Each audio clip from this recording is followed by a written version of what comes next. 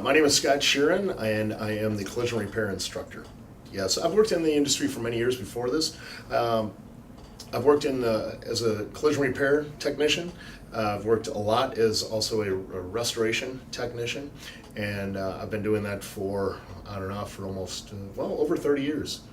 There's so many different avenues these kids could go down. Just taking collision repair, they could go into welding if they want. They could go into painting if they want. They could work towards trying to be an assistant manager or eventually a manager at a body shop. They could work at a fabrication shop, get their foot in their door there. There's literally anything automotive related. We touch base on so many different topics in our class that it just opens the kids' eyes to many different avenues that they can potentially go down. And one of our jobs here as instructors is we like to help the students be able to find those avenues. So as they're nearing graduation, you try to get a little more one-on-one time with each student, find out where their really interests lie, and do your best to try to point them in the right direction. But there's a number of avenues out there, and I know a lot of shops, whether it's collision shop, fabrication shop, restoration shop, welding shop, fabrication shops, and they're all looking for students that are willing to at least put in the effort and willing to learn.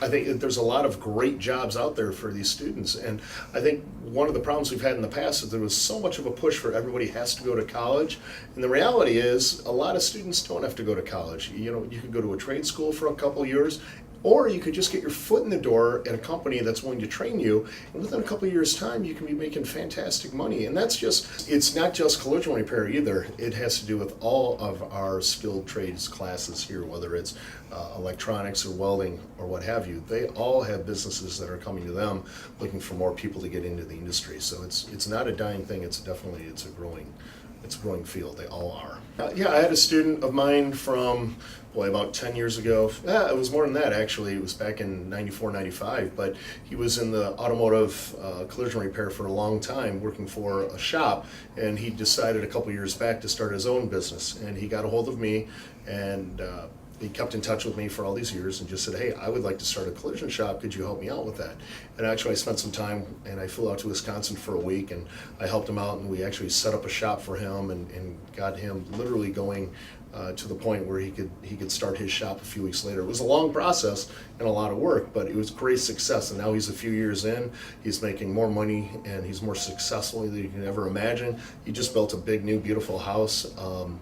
And I've had several students through the years that have different successes, similar to that, whether it's, maybe just even buying and selling their own cars and starting a car business for used vehicles, or owning their own collision shop. I've had a lot of good successes in that. And there's really no better feeling as a teacher than seeing some of your previous students be able to stay in the industry and make a success like they have in the past.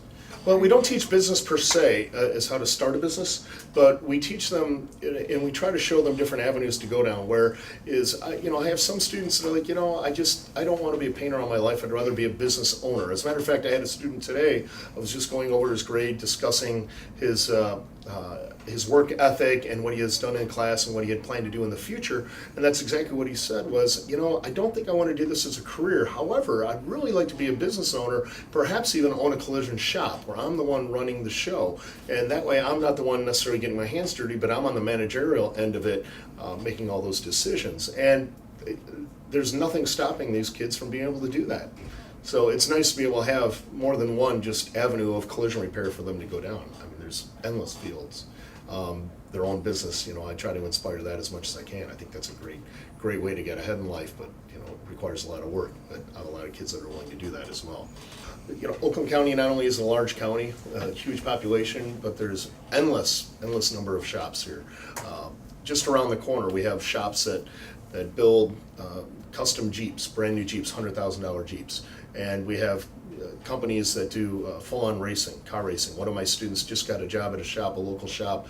That's what they do. They build race cars, and he was all excited to tell me that today. We have numerous collision shops. I mean, this is not an industry that's dying. This is not an industry that's going away. No matter what, you're always going to have people driving cars. Even if they're self-driven in the future, there's still going to be accidents. There's still going to be repairs that are going to be made, needed to be made. So these classes are never going to go away. I don't see this ever slowing down. I really don't. And what's nice is, honestly, you see a lot of this in television. You see a lot of these custom car shows. Those actually do a lot of inspiration with these kids. They come in here going, I see I see this on TV, and I learn to build. I watch them build these cars on TV, and I think to myself, I think I could do that with some hard work. And they get excited about those things, and that's another reason why these classes are so great. But there's never going to be a shortage in industry for these kids. If we can get them out there, if they're willing to get out there, I can find businesses that are willing to take them. Ironically, the teacher that retired here was my personal teacher 30 years ago. And I originally was going to go into engineering. And that teacher twisted my arm and said, you know what, you're pretty good with the kids, you got a good personality for this, why don't you pursue teaching? And I fought him for a little while, and I went into engineering, and I almost had my engineering degree. And eventually I caved in, and he twisted my arm enough, and I said, you know what, I'll give it a shot. And I was glad that I did. And I taught for a number of years, and then I went back in industry for a number of years to freshen up some of my techniques and so forth. And then when he decided to retire from here, we had been keeping in contact through the years, and he said, Scott, it's a great opportunity. You should come back. You know everything you need to know from industry. You're a smart guy. You're a hard worker. The kids relate to you, and I think this would be a great spot for you. So I decided to make the change and come back out from industry and take over the teaching position where my previous instructor had been. And so far, it's worked out great. Love doing it. Kids are great.